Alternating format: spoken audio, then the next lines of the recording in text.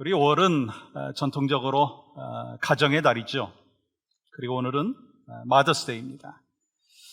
하나님께서 가정을 참 귀하게 여기고 계시죠. 왜냐하면 하나님께서 세우신 최초의 공동체가 이 가정이고, 또 하나님의 축복이 또 가정을 통해서 나타나기 때문인 것이죠. 다시 말해서 하나님께서는 우리에게 복 주시기 위해서 가정을 만들어 주셨어요.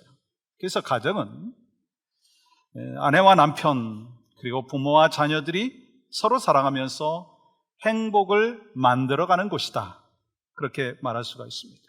왜냐하면 그것이 바로 하나님께서 가정을 허락하여 주신 뜻이기 때문이죠. 그리고 하나님께서는요, 가정을 통해서 우리에게 축복하시기를 원하십니다. 그러므로 우리는 이것을 기억하면서 하나님을 기쁘시게 하고 하나님의 영광을 드러내는 가정을 세워나가야 될 사명이 우리에게 있다라고 하는 거예요. 하나님께서는요, 우리 가정 안에서 어떤 성도의 모습으로 살아가고 있는지, 믿음의 자녀들에게 어떻게 또한 전해지고 있는지 믿음을 지켜보고 계시다라고 하는 거예요. 왜냐하면 가정 안에서 신앙생활의 모습을 살지 못한다면 이 교회나 세상에서 진정한 크리스찬의 삶을 살 수가 없기 때문인 거예요. 이 출애굽하고 난 이후에 이스라엘 백성들의 아버지에게 일관되게 말씀하신 핵심의 메시지가 있더라고요. 너희 자손에게, 자손의 자손에게 하나님의 말씀을 전하라고 하는 것이었어요.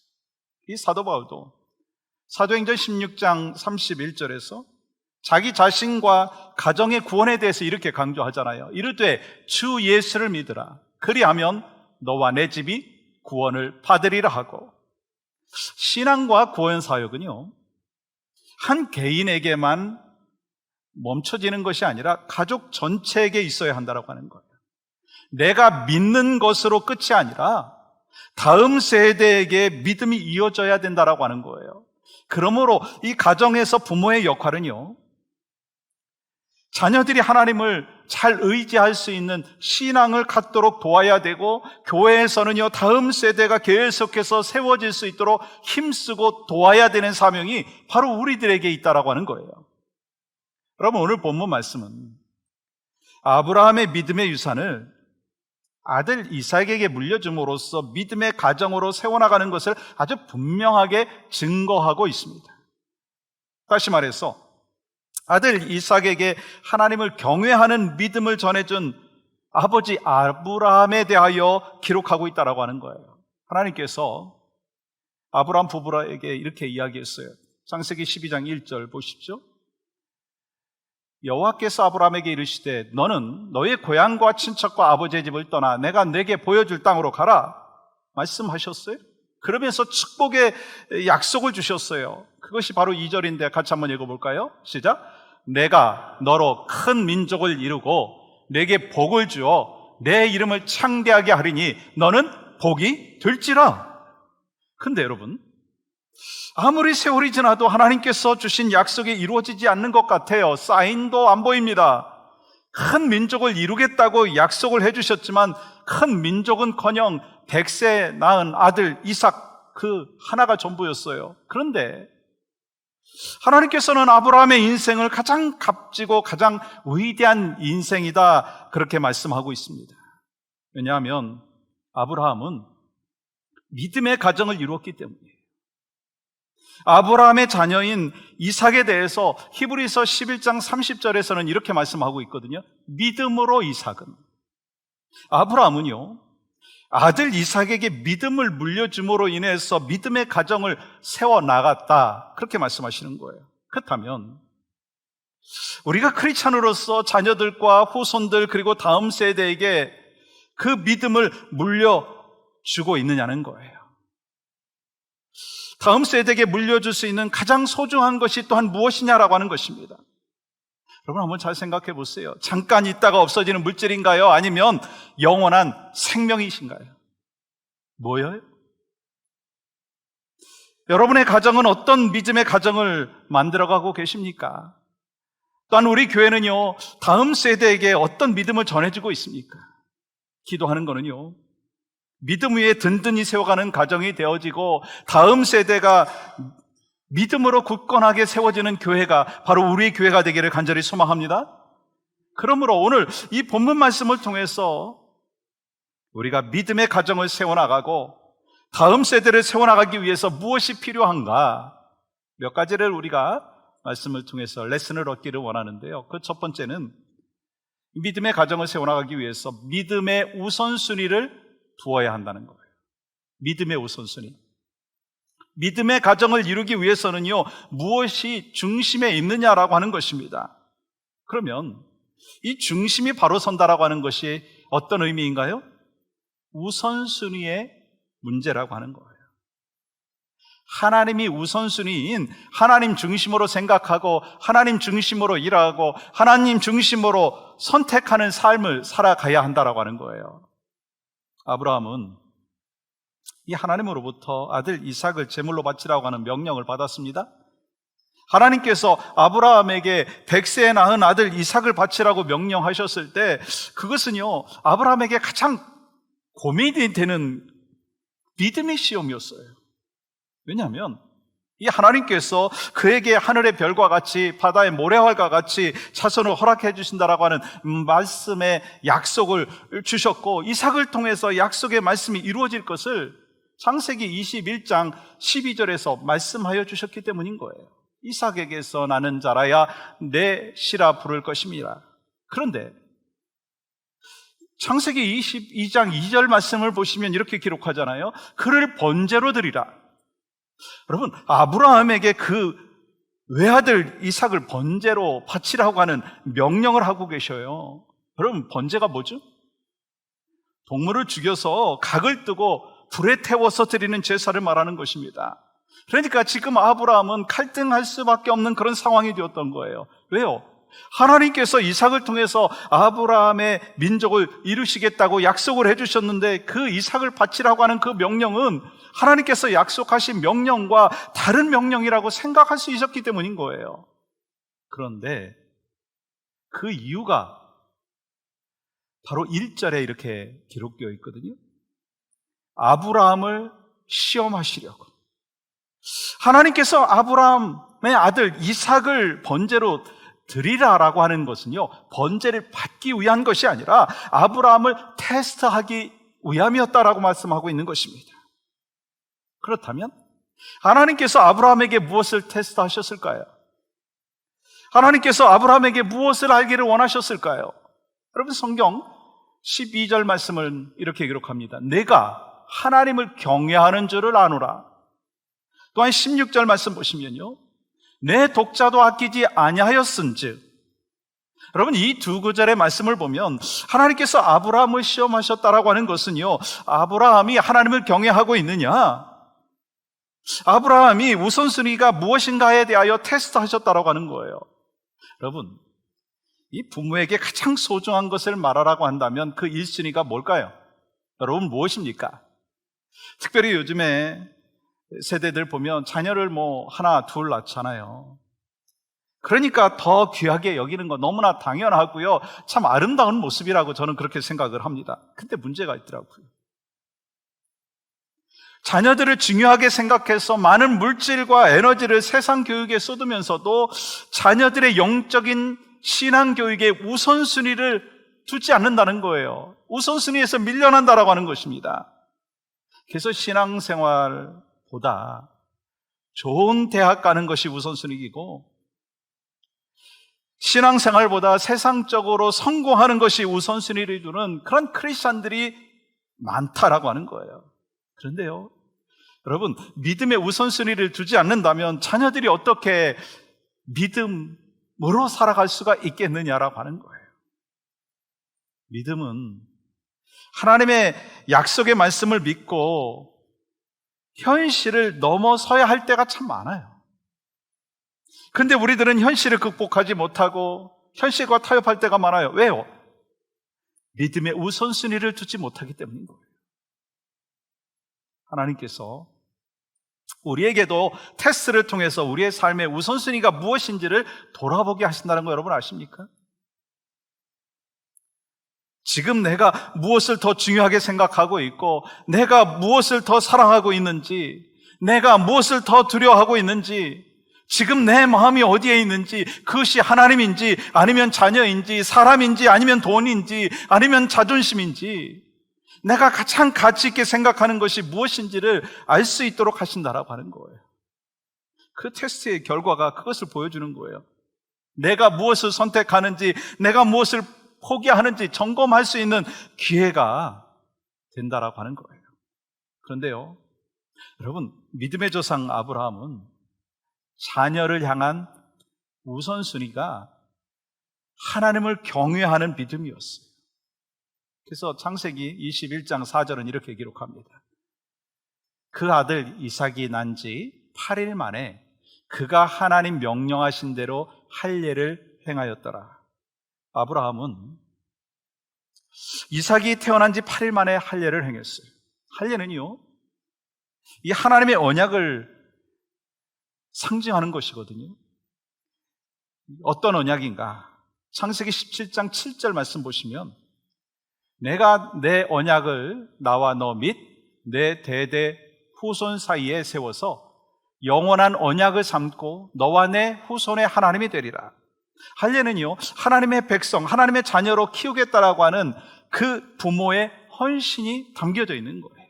마치 우리가 아이들이 태어나면 유아 세례를 받게 하면서 내 아이를 하나님의 자녀로 키우겠다라고 헌신하고 결단한 것과 같이 할례는요, 부모의 헌신이며 결단이라고 하는 거예요. 그런데 이 유아 세례를 받게 하면서도 하나님의 자녀로 키우는 우선순위를 잃어버리는 부모가 많다는 거예요.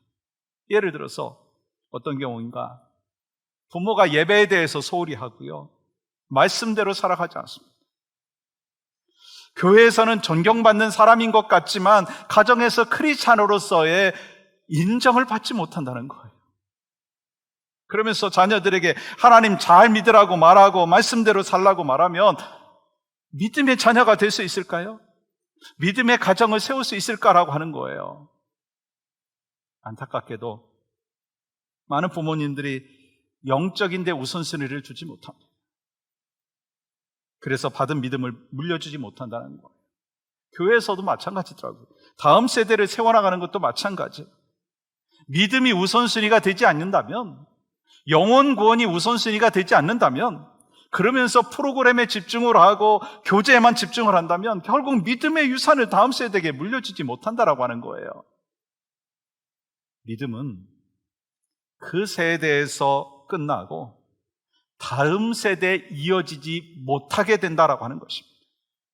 그렇기 때문에 부모가 영적인 우선순위가 없이 시간이 지나면 언젠가 우리의 자녀들이 믿게 될 거야, 교회 다니기만 하면 언젠가 예수님 믿고 구원받을 거야 라고 하는 것은요, 오해일 수 있다는 거예요. 착각일 수 있다고 하는 거예요. 여러분, 교회에서도 마찬가지더라고요. 세월이 지나면 다음 세대가 저절로 세워지겠지, 그렇게 생각하는 건요, 착각일 수 있습니다. 그러므로 우리는 믿음의 가정을 계속해서 세워나가기 위해서, 우리 교회가 다음 세대가 계속해서 세워지기 위해서 믿음의 삶에 우선순위를 두는 여러분과 제가 될 수 있기를 주님의 이름으로 간절히 축복합니다. 그게 바로 믿음의 가정을 세워나가는, 믿음의 교회를 세워나가는 축복의 비결이고 통로라고 하는 거예요. 또한 두 번째는요, 믿음의 가정을 세워나가기 위해서 하나님의 말씀에 순종해야 합니다. 여러분, 하나님께서 아브라함에게 순종하기 쉽지 않은 명령을 하셨잖아요. 2절 말씀 보세요. 내 아들, 내 사랑하는 독자 이삭을 번제로 드리라. 너무나 충격적인 명령 아닌가요? 어떤 아들인데, 여러분, 우리가 너무나 막연하게 생각하면 안 될 것 같아요. 아브라함의 아들이니까 그냥 그렇지라고 생각하는 게 아니라 정말 내 아들, 내 딸이라고 한번 생각해 보세요. 그 아들을 향해서 칼을 뽑을 수 있을까? 갈등할 수 있습니다. 그렇지 않겠어요? 저도 갈등할 건데. 그런데 여러분 3절 말씀 보시면 이렇게 기록합니다. 아브라함이 아침에 일찍이 일어나, 아브라함은 아침 일찍 일어나서 하나님이 지시한 땅으로 갔습니다. 하나님의 말씀에 어떠한 대꾸도 하지 아니하고 순종하는 것을 볼 수가 있어요. 저는요, 이 아브라함이 기계적으로 하나님의 말씀에 순종했다고 생각하지 않습니다. 왜냐하면 창세기 21장 12절 말씀 이렇게 기록하죠. 이삭에게서 나는 자라야 내 씨라 부를 것임이니라. 아브라함은요, 이삭을 통해서 창대한 민족을 이루게 될 것이라고 하는 것을 믿었기 때문에 순종할 수 있었어요. 그리고 또 한 가지는요, 아브라함은 죽은 자 가운데서 다시 살리실 것이라고 하는 믿음이 있었어요. 여러분, 히브리서 11장 18절과 19절 보시면 이렇게 기록합니다. 그에게 이미 말씀하시기를 내 자손이라 칭할 자는 이삭으로 말미암음이라 하셨으니 그가 하나님이 능히 이삭을 죽은 자 가운데서 다시 살리실 줄로 생각한지라 비유컨대 그를 죽은 자 가운데서 도로 받는 것이니라. 이 아브라함은 하나님께서 말씀하셨고 그 약속을 지키실 것을 믿었기 때문에 그 말씀에 순종한 거예요. 여러분, 믿음은요, 자기 확신이 아닌 거 여러분 아세요? 믿음은 내가 바라는 것을 하나님께 말씀드리는 것이 아니라 하나님께서 약속하신 말씀을 아멘으로 받아들이는 것이 믿음이에요. 그것이 참된 믿음이라고 하는 거예요.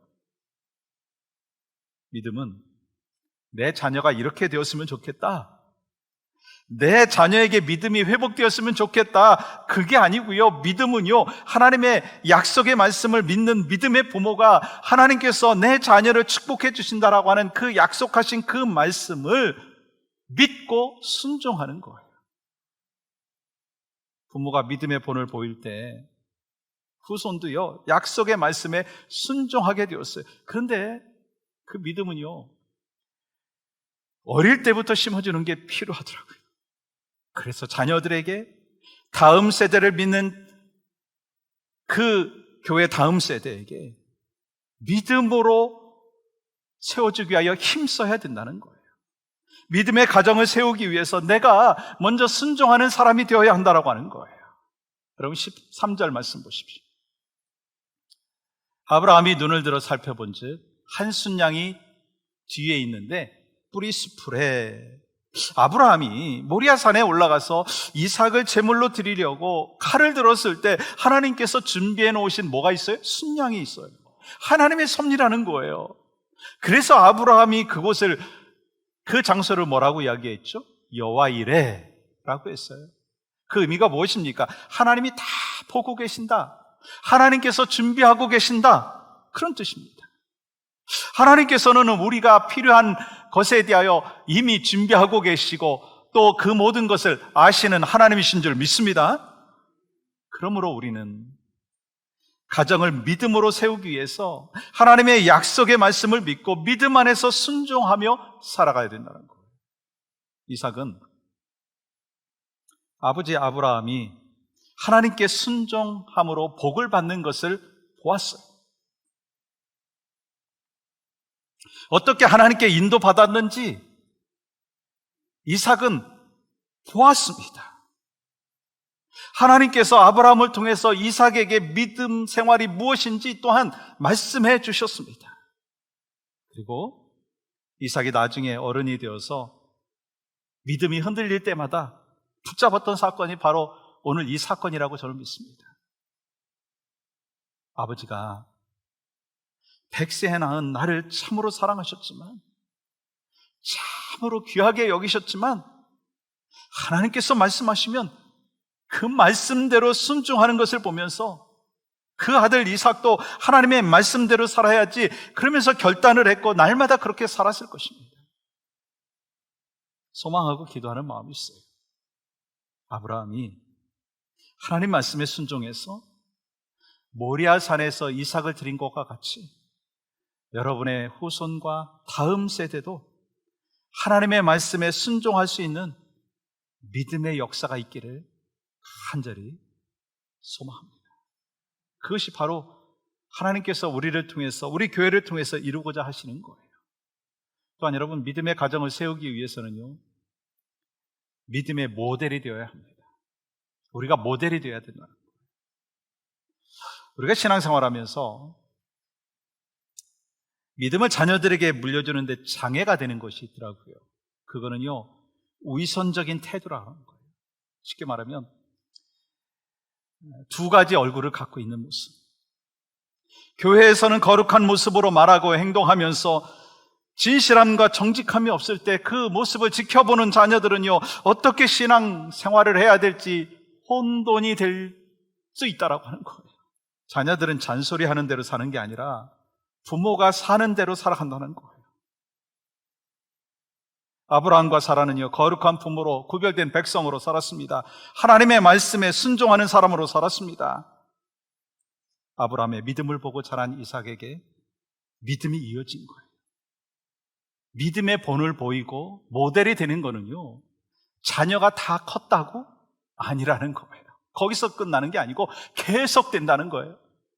우리가 주님 앞에 가는 그날까지 그 믿음의 본을 보여야 된다는 거예요. 저희 어머니가 권사님이고 저는 목사지만 권사님의 믿음의 본을 목사인 아들인 저는 본받게 된다는 거예요. 그러면 여러분 어떻게 사셔야 되겠어요? 저는 거룩한 부담감이 있기를 간절히 축복합니다. 부담되기 싫으니까 아멘 안 하시는 거 봐요. 아브라함의 믿음을 보고 자란 이삭에게 믿음이 이어진 거예요. 아브라함은 참으로 순종하기 어려운 하나님의 명령에 대해서 약속의 말씀을 믿고 순종하였고, 이삭은 아버지에게서 순종을 배웠어요. 결국 그래서 여호와 하나님을 아브라함의 하나님, 이삭의 하나님, 야곱의 하나님이라고 고백하게 된 거예요. 그러므로 여러분도 믿음의 모델이 되어서 믿음의 가문을 세워나갈 수 있기를 주님의 이름으로 간절히 축복합니다. 사랑하는 여러분, 혹시 여러분 적당히 신앙생활하면서 자녀들은 언젠가 신앙생활 잘 하게 될 것이다, 그렇게 생각하십니까? 내가 적당히 신앙생활하면요, 우리 자녀들은 더 적당히 신앙생활합니다. 우리가 세상과 타협하면서 신앙생활하면 우리의 자녀들은 더 타협하면서 신앙생활을 하게 된다라고 하는 거예요. 그러나 우리가 하나님의 말씀에 타협이 없고 본이 되는 부모로서 살아가게 된다면 우리 자녀들에게 믿음의 유산을 물려주고 믿음의 가문을 세우게 되는 축복을 누리게 된다라고 하는 것입니다. 그럼 믿음의 가정은 뭐가 다를까요? 어느 가정이든지요, 문제가 일어나고 싸우는 내용도요, 거반 비슷합니다. 그렇지만 믿음의 가정에서는요, 해결하는 방식이 달라요. 자식은 부모의 등을 보면서 자란다라고 하는 말이 있듯이 부모의 모습을 보고 따라가는 자녀들이 된다라고 하는 거예요. 그래서 부모가 성공할 때 어떻게 하는지, 어려움을 당할 때 어떻게 하는지, 실수하고 실패할 때 어떻게 대처하는지, 그리고 일상에서 어떻게 살아가는지를 아이들이 보고 있다는 거예요.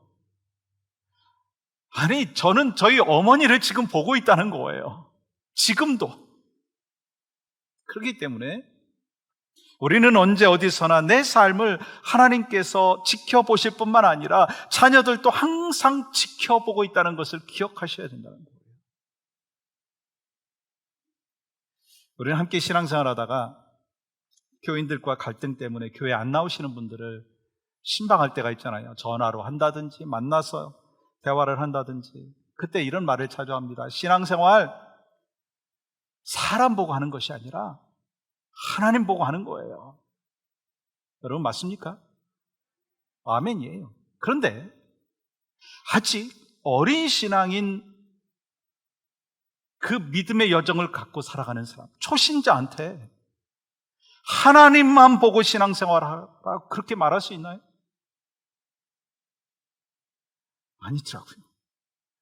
목사도 봐야 되고요, 성도들도 봐야 돼요. 그래서 상처받으면 떠나게 돼 있어요. 그러니까 먼저 믿은 사람, 먼저 교회 나온 사람이요, 신앙의 모델이 되어야 된다는 거예요.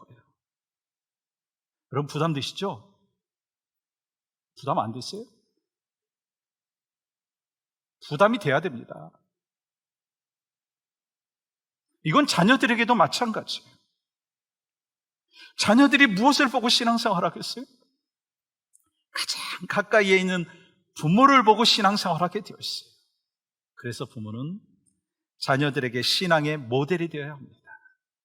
가장 가까이에서 어떤 모습을 보여주느냐에 따라서 자녀들이 하나님을 뜨겁게 만나기도 하고 하나님을 떠날 수도 있다는 거예요.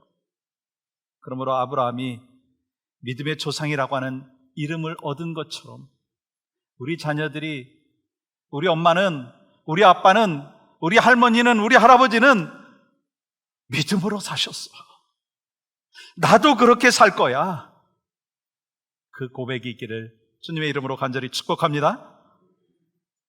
사랑하는 여러분, 우리 자녀들이 세상에서 아무리 성공한다고 해도 아이들에게 믿음을 물려주지 못한 부모는요, 이 땅에서 남들보다 좀 더 잘 먹고 좀 더 잘 살 수는 있어요. 근데요, 영원한 천국에 갈 수 없는 후손이 되는 것이고 영원한 천국에 갈 수 없는 다음 세대를 키우고 있는 거예요. 그러므로 부모로서, 믿음의 선배로서 필요한 것은요, 자녀를 양육하고 다음 세대를 세워나가면서 믿음의 우선순위를 두어야 한다는 거예요. 또한 하나님의 말씀에 순종해야 한다는 거예요. 또한 우리의 자녀와 다음 세대에게 모델이 되어야 한다는 거예요. 부모는 자녀에게 유산을 물려주고 싶어 합니다. 저희 아버지도 유산을 물려주고 싶어 했지만 그 유산이 없어가지고 물려주지 못하셨는데, 근데 여러분, 사랑하는 자녀에게 꼭 물려주고 싶은 것이 뭔가 한번 점검해 봤으면 좋겠어요. 여러분, 뭔가요? 재산, 명예, 사업, 뭐예요? 신앙, 무엇입니까? 탈무드에 보면 어리석은 부모는 자녀에게 재산을 물려주고, 양식 있는 부모는 자녀에게 지식을 물려주고, 지혜로운 부모는 자녀에게 무엇을 물려준다? 신앙을 물려준다. 소망하기는 우리 자녀들에게 꼭 믿음의 유산을 물려줄 수 있는 여러분과 저의 삶이 되기를 간절히 축복합니다. 그 책임이 바로 부모에게 있다는 것을 항상 기억하십시오.